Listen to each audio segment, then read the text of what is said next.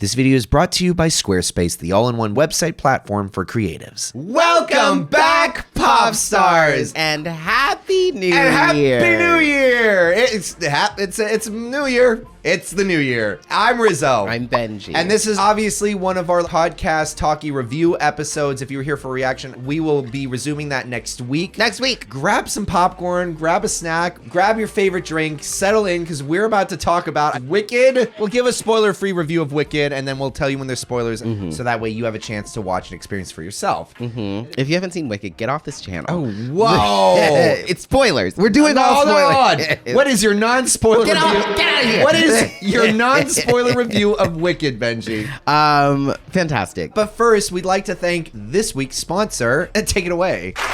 Today we want to thank our sponsor Squarespace for giving us the place to build a great site, the all-in-one platform that'll transform the way you do business. And this is the way you engage your audience today and make them pay for the products you made. When you paywall it to sell your content, or maybe perhaps your mind is out of lap, so you use the AI design intelligence that combines 2 decades worth of minds to unwind your creative mind. You can't rhyme mind with mind. Now don't be a tool, use SEO tools to rule the internet and get optimized so every eye can see the site that you designed. Head to squarespace.com for a free trial, and when you're ready to launch, go to squarespace.com/pink popcast for 10% off your first purchase of a website or domain. It's Riz Manuel Miranda.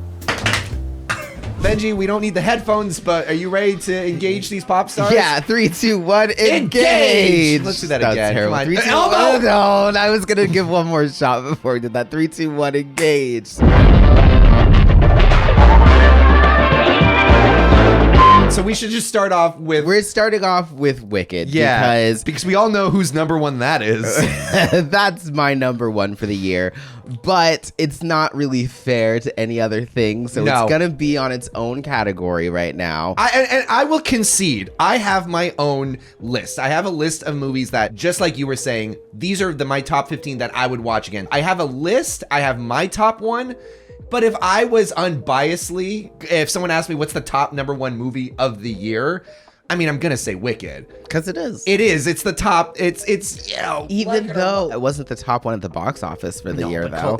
Here. Culturally, right? Here. Culturally, right? Right in here, right where it mattered. A movie for the ages. It obviously is the Barbie of this year. It's the Barbie of musicals because it's the one. It's the one that everybody's been waiting for, I feel like. It's the one that brings a lot of people in. It's a lot of people's first musical, or the first one that they really like kind of. Oh, you mean the original?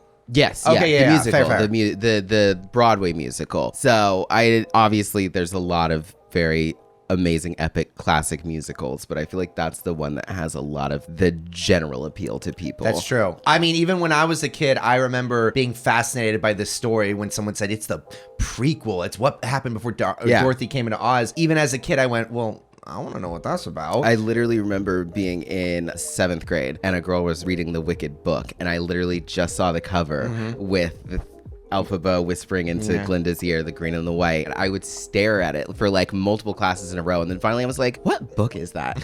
Oh, it's about literally the witches of the Wizard of Oz before the Wizard of Oz. And from there on, I was intrigued. I'm not a reader, so I didn't stop and read it. But I was like, one of these days, that'll be in a medium that I care to stop and consume. Now, as someone who has seen the play on Broadway, what would you say does this film accurately adapt? Very accurately adapts the musical. I saw a bootleg version when I was younger in high school, but I went finally last year and saw the real version on Broadway. Amazing. That was an amazing experience seeing that live, and then just watching the fanfare and how much everybody was excited to watch the movie, and like just having everybody be as excited as I was amazing. We still haven't talked about the actual movie. I mean, I think we're giving non-spoiler. We can very quickly get into spoiler. I would basically say if you like the play, the musical, you're gonna love the movie. I'm sure there might be things here and there that we'll discuss in spoiler that you might nitpick, but for the most part, it's very much a passionate, accurate, and loving retelling and adaptation. Absolutely. And you see a lot of care was put into it. Everyone in front of and behind the camera seemed to really care about adapting this and doing the best of their abilities. Now, was it the best abilities overall? again, that's for certain people to decide for themselves. It was the best ability. But you can clearly tell they all cared about it, and it was no one was there just like half-assing Let's get this it. out. No, for sure. I think that's what made me so excited going into it, because obviously things can be ruined by Hollywood all the time. I mean, I am a huge Ariana Grande fan, so I was never worried about that. As soon as they cast her, I was like, cool, she's got it. Yeah. I remember liking that casting too. And yeah, I knew who Cynthia Erivo was at the time from a few movies and stuff. So I thought that's a great casting. And obviously I had no clue what type of chemistry those two would have together. Of course. And they just assimilated into each other. Nobody could have known how well they would become the same person. People are taking the lyrics of Defying Gravity and really holding space with that. I didn't know that was happening. What did you love most about Wicked? God, love the most. I mean, obviously, Cynthia and Ariana. They absolutely killed. Like, who? The Wicked Witch. Like, they ate those performances up. I wasn't expecting anything less, but obviously they still did a great job at adding to and filling out the story, and also the songs, completely respecting the Broadway-ness of the music, yes, but also adding their own little riffs and little things that let us know that, you know, they're making it their own respectfully. There are little differences they added in the songs, like in Popular, they added that extra bridge in the middle of it, or towards the end of it, where she's like la la la la, and she does it, you know, she goes higher, and that was amazing. It was a perfect add. Stephen Schwartz, the original music producer or composer, he helped add those extra parts of the songs, which is amazing. As someone who was familiar with Popular, because, you know, how can you not be, and I've heard at least one note of Defying Gravity prior to seeing the movie.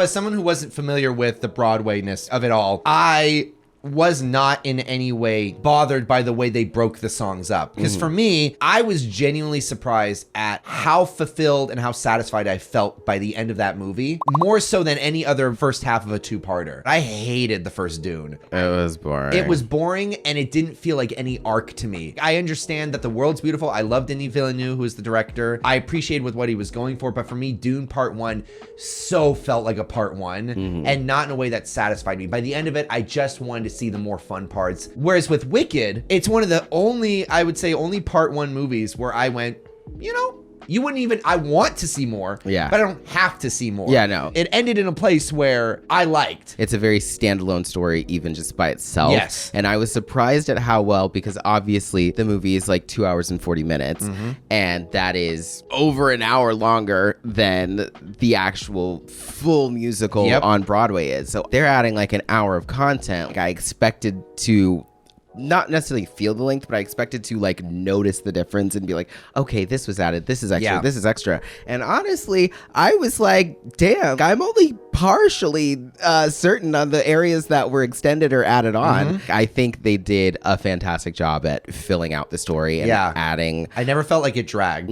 Yeah, adding more context. And Again, all that me kind of personally, stuff. I'm not on that Broadway TikTok where everyone was complaining because they've been listening to the same tracks over and over again for the last 20 plus years, and then they hate that Defying Gravity's broken up. For me, I feel like, are you trying to trying to pull me in to talk about that part? Oh, a little bit. The part where we got Kristin Chenoweth and Idina Menzel, was absolutely amazing. Beautiful surprise, but everybody was like, fingers crossed, hopefully they get to come in. So I was so happy that we got to see them. That was one of those parts I will say as a non-fan of the Broadway. I love Kristin Chenoweth and I love Idina Menzel, and I love seeing them, but the more I rewatch that movie, the more I'm like, okay, we can skip through this. No, it's because it's not for me. I've never been like that either. Like, even in Marvel movies or any other movie where they're like, oh, it's this person, I'm like, cool, and then at a certain point I'm like, get off the screen. No, I love it because we got exactly what we needed there. Like, I loved the Jodie Benson passing the fork in Little Mermaid, where she just had that little moment. I appreciated that not only did they have them in there, they got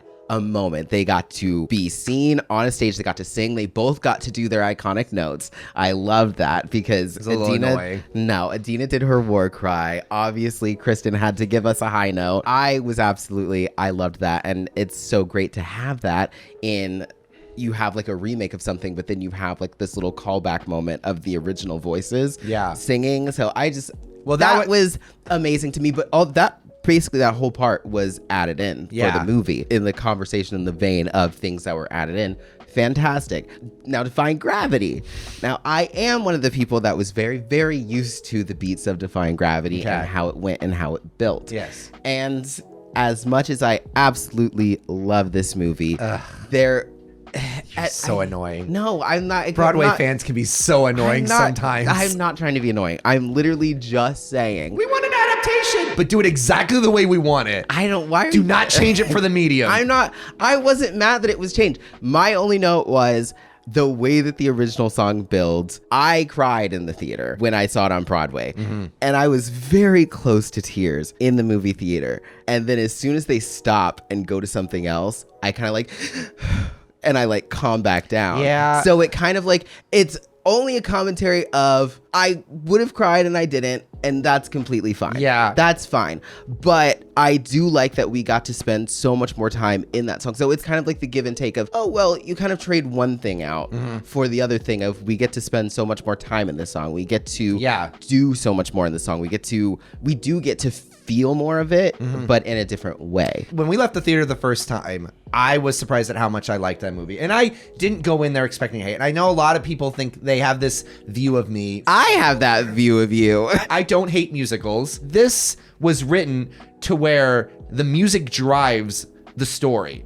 So I very much appreciate musicals. I appreciate musicals where you're putting effort into. I don't like half-assed musicals, but in terms of Wicked and pretty much anything that's adapted from like originally Broadway, where it was the story was born out of music, not born out of a movie, then turned into a musical, and then turned into a movie. Yeah. I like the I stories. wonder what musical you're complaining about. Well, I like when musicals, when it's in the very DNA. And so for me, I wasn't surprised that I liked Wicked. I knew I was going to like it, essentially. I was like, unless they royally fuck it up, I'm here to enjoy this movie. I had two complaints. And that major complaint is I still think it looks ugly for as expensive as it is. Well, I feel like a lot of people agree with you. The Wizard and I, when she's in the field, it's just disgusting. That field looks so bland. The sky is so not blue. Compared to most movies, she just blends in and she shouldn't. I will say, however, I did see it in AMC Laser the second time I saw it, and it was just a tad better. It was bright enough for me. I enjoyed it. I'm not really nitpicky on that kind of stuff. I enjoyed Little Mermaid also. It would be enjoyable to crank up the hue, but that doesn't really change my experience that I'm not much. just saying crank up the hue like a lazy, just throw it into After Effects and pump it up. I'm saying put a little bit more care. I don't know. That sounds like a movie guy trying to tell them how to adapt their film. Kind of. Like, I think that And that's kind of what you're complaining about, is telling people how to make their adaptations. A little bit. I love directors. I'm a director. And I love at the end of the day, we're all making decisions. But sometimes I wish directors would get out of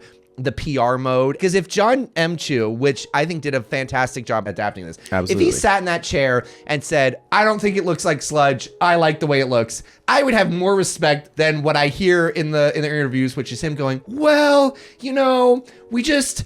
because Wizard of Oz was like a dream, and we didn't want this to feel like a dream, so we wanted it to be reality. We wanted people to actually be there, and that's why we had the sets, and we wanted them to feel like they're within the sets, and, the only time we really crank up the contrast is in, like, Popular and, like, towards the end, because we wanted people to feel like it's ugly. We just told you. Thank a lot of God. people said it looks like sludge. Can you just admit, hey, you know what? That's what they think. I like it. That's great. I would love that so much better than the gaslighting that it's some artistic decision to look ugly. But maybe because we know that he created this with passion. He did. They planted tulips. There was 9 million. There was a lot of passion. But I didn't notice that those are real tulips because they all looked like CGI sludge at first. But there was a lot of passion and care put into this.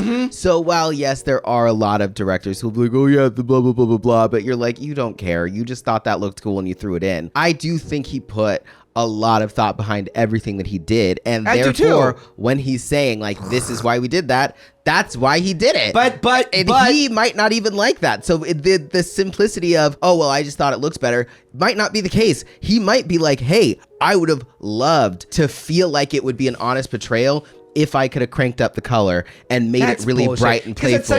That's such a throw under the bus of any other movie that looks good. Like, oh yeah, am I not supposed to take the reality of... God, I'm trying to think of a movie that is set in reality. Willy Wonka. It's understandable when you have a behemoth. I wouldn't be able to do better. But also we're reviewers, so we are in some way obligated. Better than everyone? No, obligated to at least voice what we think didn't work. But I am going to acknowledge I wouldn't have been able to do it better. Yeah. The cinematography was serviceable, but there wasn't anything that was really making me go, oh, I didn't feel the creativity behind the camera work in terms of we were doing more than what was just in front of the camera. And what was in front of the camera was good enough to keep us along. Like, we had great performances. The sets looked beautiful. Live vocals, another thing that was live vocals, mind-blowing. And I will end it at that. That was my biggest complaint. I have another small less one that we can go to quickly. Story. But I'm going to talk about live vocals real quick because I have been replaying those 10-second clips of live vocals over and over again. And I haven't seen it in what people have posted from the extras, but I really, really hope that at some point they can release full-on takes of just raw live vocal on set because they sound amazing. And the fact that at least them two, I don't know who else was singing live on set, but the fact that the two leads were able to do that was amazing and wonderful. And the fact that they really took the time to figure out how to do that, because that's like not the way that you do musicals usually. So they really had to completely configure a way themselves to do that and to capture that sound. It is impressive too, because there have been other movie musicals that have done that, like Les Mis did it, but they were going for more of a raw, gritty, Russell Crowe can sing too type.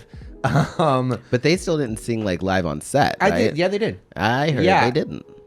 Well, I haven't looked in, but that's what they sold it as, the same way that they've been selling Wicked. Okay, so. well, I think it was done a little bit differently. And I'm sure Wicked was too, because at the end of the day, when Barbie says that everything was practical, it wasn't all practical. And when Wicked says that everything was done on set, I'm sure it's all an ad. We're all being sold things constantly. Space! They have the talent and the ability to do it, so I am inclined to believe that a good chunk of what they sang was live. Yeah. It's impressive because they were able to do Broadway style musical live, not the Les Mis, it's dirty and grungy and being affected by everything in the moment, whereas like you could see them acting through as they're performing. But it is essentially what you would expect seeing in a Broadway play. Yeah. So it wasn't the movie-fied version of it. And they're two Broadway actresses, so that's a great homage to their Broadway-ness of both of them, and also just what the medium or the story that they're telling, which is Broadway. It's a great like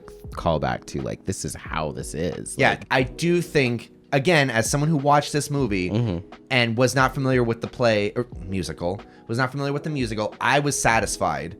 And I think sometimes Broadway people need to understand that when they ask for something to be adapted, they're asking for it to be adapted in the medium. If you wanted a beat for beat, one for one, get it like the Hamilton did on Disney Plus, which is fair because it's expensive to see things on Broadway. I get that. I want to see. But we've had this conversation though, because there is an accessibility issue in live but theater. That's not on the movie makers. That's on whoever is producing the play for not putting it on Disney Plus the way Hamilton's been put on Disney Plus. So don't get mad at filmmakers. Their job is to take a story and adapt it for film. I think John Chu did a great job. He did a great job. I don't think any Broadway like lover has a severe complaint. Complain about the way things are broken up in Defying Gravity, and I can tell you from a story. But you're taking that so personally. Because it was good. But are they not allowed to have they can? I'm not getting mad at you for saying you don't like the color, but you're taking taking the one comment. So personally, it's not even your one comment. It's not even your favorite movie. Hold on. This is my favorite. Hold on. Her sister was a witch, right? It's the entitlement.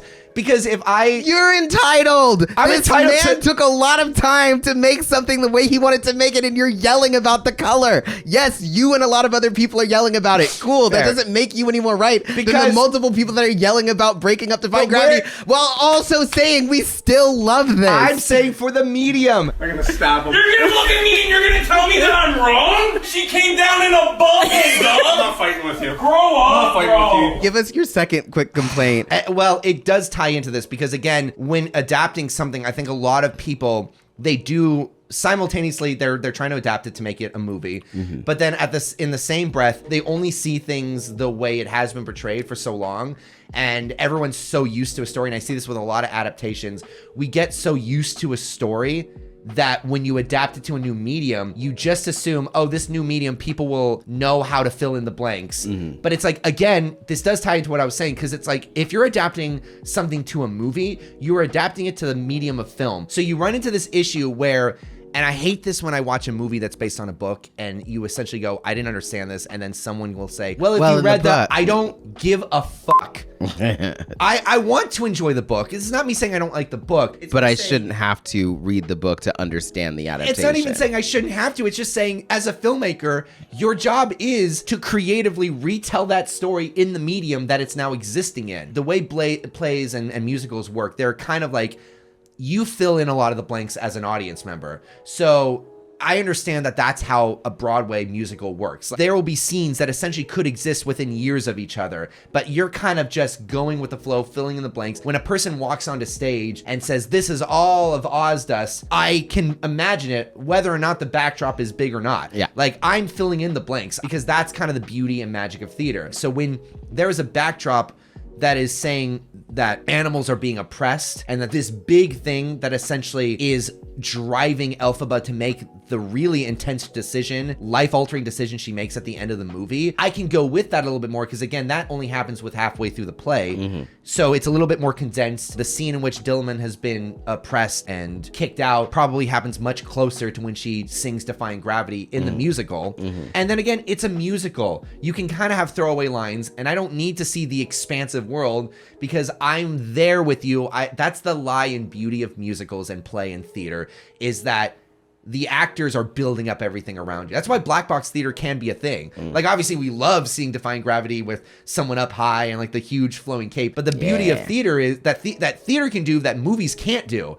Black box theater works exceptionally well too. I'm not just sitting here saying movies are better. I'm just saying this is a medium. Sometimes when people adapt movies, they forget that now film audiences are watching it, and it's not like we need things spoon-fed to us, but it's a fully different medium. So I didn't feel like I understood or felt the plight of the animals beyond the main characters. Obviously, Peter Dinklage as Professor Dilliman did a great job, and I really felt and was hurting in those moments. But if I had one thing that I think they could have tweaked, and it wouldn't even included adding more scenes, I would have made that the plight and the oppression of the animals more in the background to feel. In the peripherals. Because as far as I was concerned, if it didn't concern the main character that they were focusing on, Dilliman, it almost was like a non-existent thing. And so for that to be the linchpin moment where at the end you realize how evil the wizard is and how much Elphaba is sacrificing in the moment, in order for that to be important,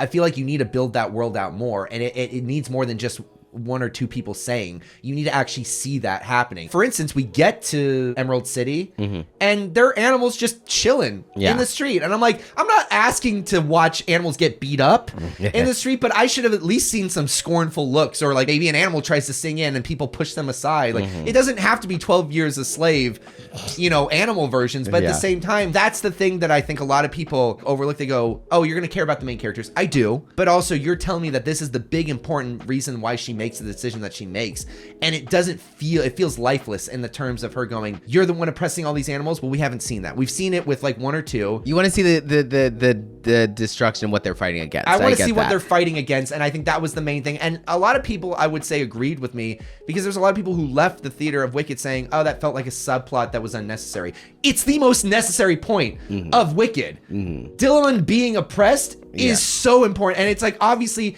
it's enough her loving him as a friend, that is enough for her to make the decision, but I think you could have done a little more without even adding scenes to show that it was an actual oppression of a whole class of and creatures. They had the scene of them all talking in the room, but I'm saying, but it's very, you could have done more. It's very locked away. I can see that point, and I can see where that probably would have brought some more depth to the situation of seeing these animals be mistreated. We're going through the streets and seeing another billy goat getting dragged off, or like if somebody's dog getting taken away or something. It doesn't have to be brutal, but just taken away. I said taken away. The musical scene, the sequence for One Short Day when they're going through Emerald City, that is kind of a celebratory, fun thing. So I can see why you wouldn't want to do it quite there, and that goes from them getting off the train to being at the front gates. So I feel like it is kind of hard to like have those kind of things. But then again, there might be ways that you could show that oppression without taking away from the wonder and the splendor of what's going on. And then upon second, third watch, you're like, oh shit, somebody just snatched a squirrel over there, like something. Maybe.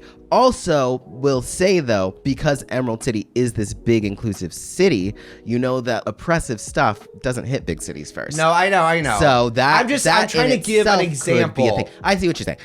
But there didn't have to be Emerald City. There but are other places. Yes, I do agree that would be something that there is a place. Just for everyone's that. talking about it, and all we saw was Dillamond and the Cowardly Lion. Everything we saw was very restricted to Shiz University. Yeah. Where it seems almost like it was a Shiz problem, entire world problem, not an entire world problem. So I do see and when that. it's like but Shiz is our entire world. So, you know? But like in the big moment, they're like, we need spies in the skies. For what? Like, that's a big turn. To watch out for the animals. You were building this entire movie to essentially to weaponize Elphaba, to turn the monkeys into flying spies. If you're building up to this entire moment, give me a reason as to why you're building up. What are you even being spies for?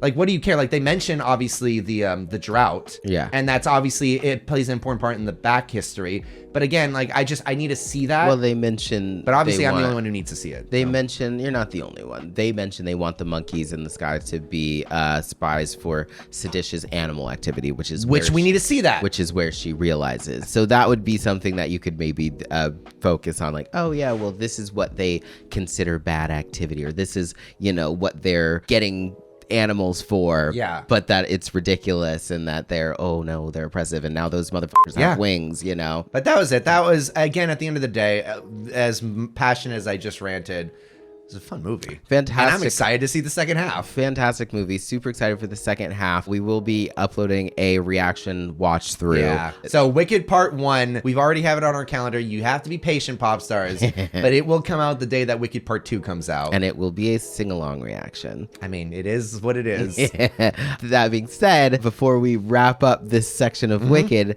the sing-along version was so fun. It was a blast. I was visiting, and Josiah was with me, my family, for the holidays. It came out on Christmas. I was not in LA, where the theaters were sold out. And that would have been the most amazing experience ever. And I missed that, and I am sad about it. But I did in Texas. We got some friends together, and then my little brother and my sister-in-law came. And that was just such a great experience because my little brother is he's just a straight guy. Straight shooter, straight guy. And he's got his wife and his 2 kids. He's just a real cool guy. And like he saw this movie and he was like, I can't stop singing the songs. And I was like, no way, like that's so awesome. It's like a gay older brother. I couldn't be prouder. Aww. And then he also was like, I didn't know anything about this movie. And I was like, I'm sorry, I failed you. But I didn't show it to you. That's my bad. I'm sorry. But you got to. But yeah, so then we got to have that moment where I looked over in the sing-along version and he's singing word for word. Hell yes. He loved The Wizard and I, Defying Gravity, and Popular. Now, The Wizard and I is fantastic. It's a good song, but it's not one I would pick a straight guy's first time watching Wizard to love. But he's my brother, so he picked it up. He knows. He knows good music. You know what we didn't talk about? Fucking Ozdust scene. Oh my God, I cried at that song 5 times. The only time I didn't cry was in the sing-along version when we were laughing. We were taking it well. I didn't cry at that time either. On the heels of me and Bach. We deserve each other, me and Bach.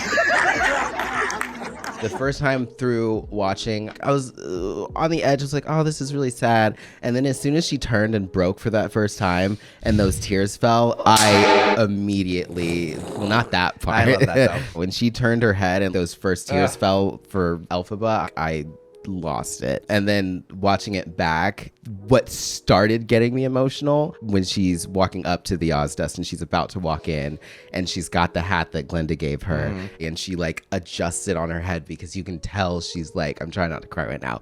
You can tell she's nervous because she's never been like a part of these things. And it's like she finally has somebody that's so cool that is like, oh my God, she gave me this, like this is my in to finally be a part of everything. And she's put so much trust in it, and just that little like she adjusts the cap and it's just like, you can see how much like faith is in that, and she walks in and she's just walking into the worst thing, and I'm just like, oh my god. I mean, that's a trope that will destroy me no matter what. I mean, Rizzo cries at a drop of a hat, but the first time Rizzo really remembers crying was like Never Been Kissed. Oh my god, I cry like a baby during Dash and Lily. Anytime anybody essentially walks into a trap, a bully trap, and you can see their hopes and desires to find connection be just destroyed. Yeah. I fucking hate it. Don't both of us just so good, basically crying right now. So good. Anyways. Favorite moment though was definitely when she's falling during Defying Gravity and sees her reflection and then grabs the broom. Yeah. The broom. That one gets. That's probably the moment every time they go, I like this movie. Like I like the movie building up to it, and obviously the last 10-20 minutes are the best. But like that moment in particular, just her seeing herself and going, fuck everybody else. I'm doing this for you, kid. Yeah. And I'm like, In our movie, instead of actually flying right at that moment, she's actually gonna fall first. She thinks she's ready. She makes a choice, she goes, and then she falls, and we fall with her.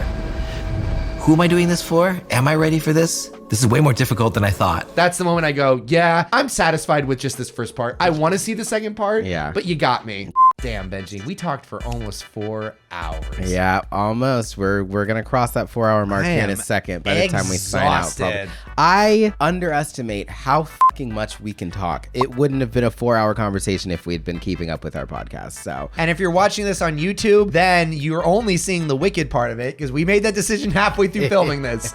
We went into this thinking we would show you the whole thing on YouTube, but that's not happening. It's 4 hours, and we don't want to. A lot of y'all are like, it's a lot for YouTube, so we won't put that all on. Yeah. And so obviously we thank our sponsor. You can click the link below, but the link below that will also include our podcast, so you can listen to the full 4-hour discussion. You can watch the full video on Patreon, listen to the full audio on Spotify, wherever you listen to your podcast, or if you're here on YouTube, hey, give us a like, subscribe, hit that bell for notifications.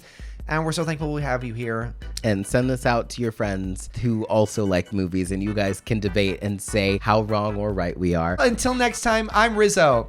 I'm Benji. Did you forget what we do? I was starting to go somewhere else. I'm Rizzo. I'm Benji. Sweet dreams, pop stars. Keep watching movies. Woo!